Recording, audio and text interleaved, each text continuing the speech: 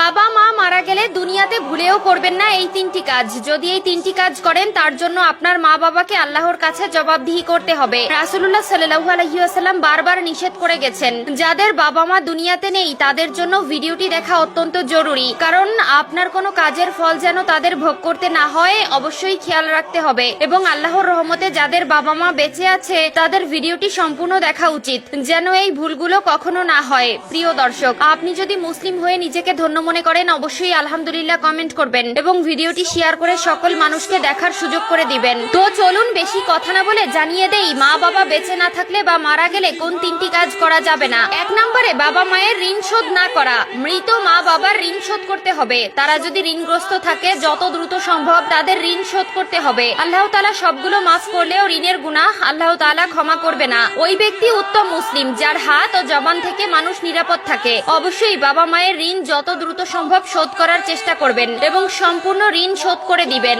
2 নম্বরে হাউমাউ করে কান্না করা যাবে না। বুখারী শরীফে এসেছে 1226 নম্বর হাদিসে বলা হয়েছে, তাহলে সে মৃত ব্যক্তির কবরে শাস্তি দেওয়া হবে। যদি আপনি হাউমাউ করে কান্না করেন, চিৎকার করে কান্না করেন, অনেকেই গড়াগড়ি করে কান্না করে, অনেকে নিজেকে নিজে আঘাত করে, পাগলের মতন আচরণ করে। খবরদার, এই ভুলগুলো করা যাবে না। আল্লাহ তাআলা আপনার আপনজন নিয়ে আপনাকে পরীক্ষা করবেন। অবশ্যই কষ্ট লাগে যে বাবা মা এত মায়া মহব্বত করে ভালোবাসা দিয়ে বড় করেছেন, সেই মা বাবাকে হারিয়ে ফেললে কষ্ট লাগারই কথা। তাদের জন্য অবশ্যই দোয়া করবেন, চোখের পানি ফেলবেন, কিন্তু হাউমাউ করে বিলাপ করে গড়াগড়ি করে চিৎকার করে কান্নাকাটি করা যাবে না। পবিত্র কোরআনে এই বিষয়ে সূরা বাকারার 53, 54, 55 নম্বর আয়াতে স্পষ্ট করে বলে দিয়েছেন, না জানার কারণে সংসার জীবনে আমরা এমন কিছু ভুল করি যার জবাবদিহিতা আমাদের বাবা মায়ের করতে হয়। তারা দুনিয়ায় বেঁচে থাকতে যেমন আমাদের তাদের উপর দায়িত্ব রয়েছে, ঠিক তেমনি তারা মারা গেলেও আমাদের দায়িত্ব রয়েছে। অবশ্যই 3টি বিষয় সকলে জেনে নেবেন এবং কোনোদিন এই 3টি ভুল করবেন না। 3 নম্বরে যে কাজটি করা যাবে না সেটি হলো জানাজার জন্য দেরি করা যাবে না। অনেক পরিবারে আছে আত্মীয় স্বজন দূরে থাকার জন্য 2 দিন 3 দিন পর্যন্ত মৃতদেহ রেখে দেওয়া হয়, যা একদমই করা উচিত নয়।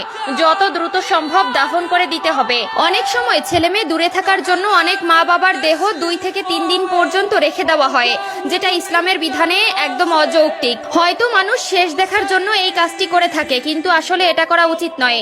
ইসলামের বিধান অনুযায়ী মৃত ব্যক্তির জন্য দ্রুত জানাজা ও দাফন কাফনের ব্যবস্থা করা। আপনাদের আরেকটি বিষয় জানিয়ে দেই, এই বিষয়টি হলো অনেক বেশি গুরুত্বপূর্ণ। বাবা মা অথবা আত্মীয় স্বজন মারা যাওয়ার আগে যদি কোনো ওসিয়ত করে যায় সেটা অবশ্যই করতে হবে। যদি কেউ নেক কোনো ওসিয়ত করে যায় সেটা অপূর্ণ রাখা যাবে না। অনেকেই ওসিয়ত করে যায়, আমি মারা যাওয়ার পরে আমার অমুক সম্পত্তি মাদ্রাসায় মসজিদে দান করে দিবে, বা এমন কোনো জায়গায় দান করতে হবে বা অন্যকে দিতে হবে। এই ধরনের ওসিয়ত করলে সেটি গুরুত্বপূর্ণ সহকারে অবশ্যই পূর্ণ করতে হবে। মৃত ব্যক্তির করে যাওয়া ওসিয়ত অপূর্ণ রাখা যাবে না।